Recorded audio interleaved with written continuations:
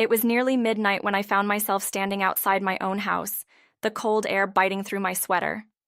My hands trembled as I clutched my purse tightly, Scott's angry words echoing in my mind. "Get out! You don't belong here anymore." Those were the last words my son said to me before slamming the door shut. Tears blurred my vision as I turned away, the reality of what had just happened sinking in. How did it come to this? How did the boy I raised with so much love and care turn into a stranger? The answer was simple. Rachel. Ever since Scott married her, she'd been tearing us apart, bit by bit. Her manipulation was subtle at first, small comments that planted doubts in Scott's mind. Over time, those doubts grew into full-blown accusations, and now, I was the enemy. As I stood on the curb, unsure of where to go, headlights approached. A familiar car pulled up, and the window rolled down to reveal Sabrina, my best friend. Her face was a mix of concern and anger. "Julia? What are you doing out here? What happened?" she asked, her voice laced with worry. I couldn't hold back the sobs any longer. "He kicked me out, Sabrina, on my birthday. He said I was causing too much trouble."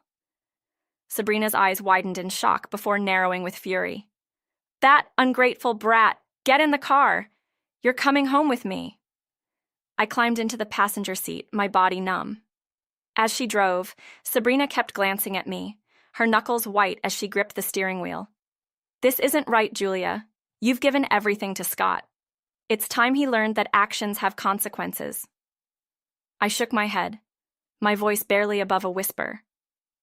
"What can I do, Sabrina?" "He's made his choice. Rachel has poisoned his mind against me." Sabrina pursed her lips, her jaw set in determination. "Maybe so, but that doesn't mean they get to treat you like this. It's time we fought back." Her words stirred something in me. A flicker of hope, a spark of anger.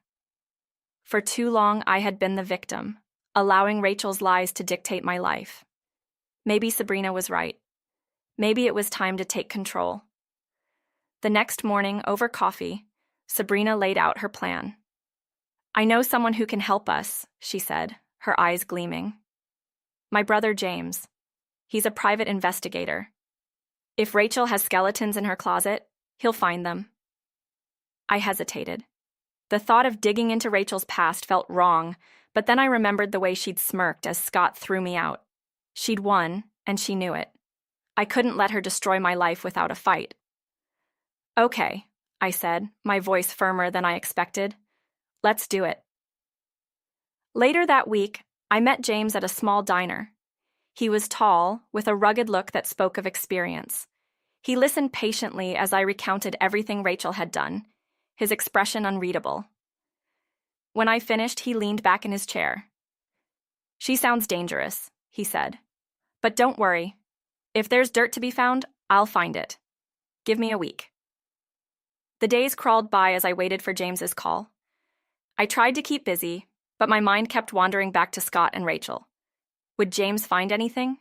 Would it even make a difference? Finally, my phone rang. "Julia, it's James. I've got something. Can you meet me at my office?" My heart pounded as I drove to his office. Sabrina was already there, her face lit with anticipation. James greeted us with a serious expression, a folder in his hands. "Rachel isn't who she pretends to be," he began, spreading out photos and documents on the table. "She has a criminal record for embezzlement and was a person of interest in her ex-boyfriend's suspicious death." I stared at the evidence, my mind racing. The woman who had stolen my son was a criminal, a liar, possibly even a murderer. A mix of anger and vindication surged through me. "What do we do now?" I asked. James smiled, a dangerous glint in his eyes. "We use this. If Rachel doesn't want her secrets exposed, she'll have no choice but to back off." Sabrina nodded, her determination matching James. "It's time Rachel learned she can't mess with you, Julia." That evening, James sent Rachel an anonymous message with copies of the evidence. We waited anxiously for her response. When the call finally came, it wasn't Rachel. It was Scott. "What the hell did you do, Mom?" he shouted, his voice shaking with rage. "Rachel told me about the blackmail. How could you stoop so low?" I took a deep breath, forcing myself to stay calm. "I didn't blackmail her, Scott. I simply gave her a chance to come clean. She's been lying to you, manipulating you." "That's not true," he yelled.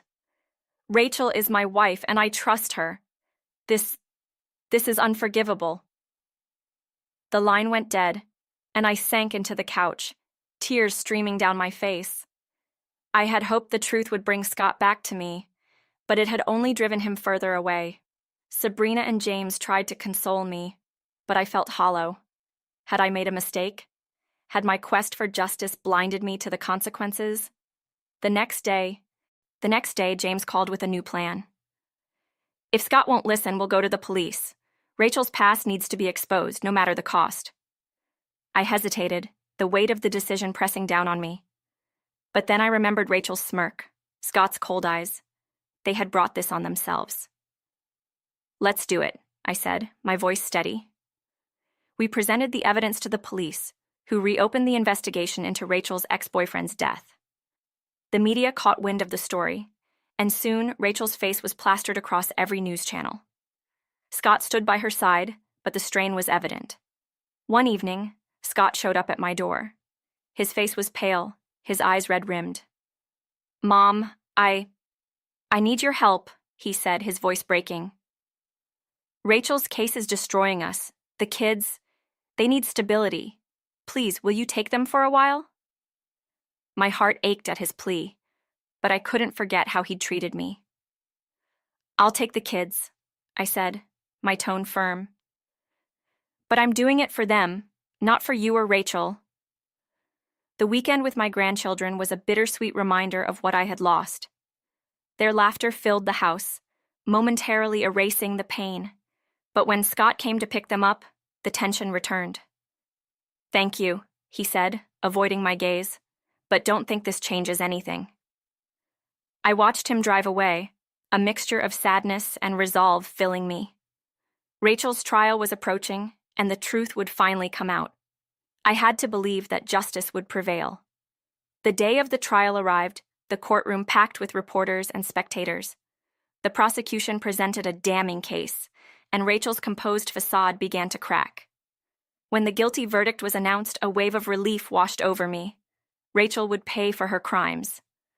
But as I left the courthouse, Scott's anguished face haunted me. Had I done the right thing? Or had my need for revenge destroyed the very family I was trying to protect? Only time would tell. For now, I had to rebuild my life, piece by piece, and find peace in the knowledge that justice had been served. The aftermath of the trial was anything but peaceful. Scott's anger boiled over in a confrontation I had dreaded, but knew was inevitable. He stormed into my home one evening, his face twisted with rage. "How could you do this, Mom?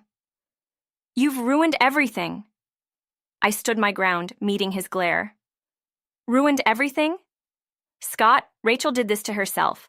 All I did was expose the truth." "You don't understand," he shouted. "I trusted you to be better than this. Now my family is falling apart." His words cut deep, but I refused to back down. "Your family fell apart the moment Rachel decided to lie and manipulate. I'm not the villain here, Scott. Open your eyes." Scott's anger faltered, replaced by a flicker of doubt. For a moment, I thought I had reached him, but then he shook his head and turned away. "I can't do this anymore," he muttered before walking out the door. I watched him leave, my heart heavy. I had hoped the trial would bring us closer, but it seemed to have driven an even deeper wedge between us. Still, I couldn't regret my actions. Rachel's lies had been exposed, and justice had been served. It was time to focus on rebuilding my life. In the weeks that followed, I found solace in small victories. My grandchildren's laughter during their visits reminded me of what truly mattered. Sabrina's unwavering support kept me grounded, and even James checked in regularly to make sure I was okay. But the shadow of what had happened lingered. Scott's absence left an ache I couldn't ignore. Despite everything, he was still my son, and I loved him. I hoped that one day he would see the truth and come back to me. Until then, I would keep moving forward. Life had dealt me many blows, but I was determined to rise above them. I was stronger than Rachel's lies, stronger than Scott's anger, and no matter what the future held, I would face it with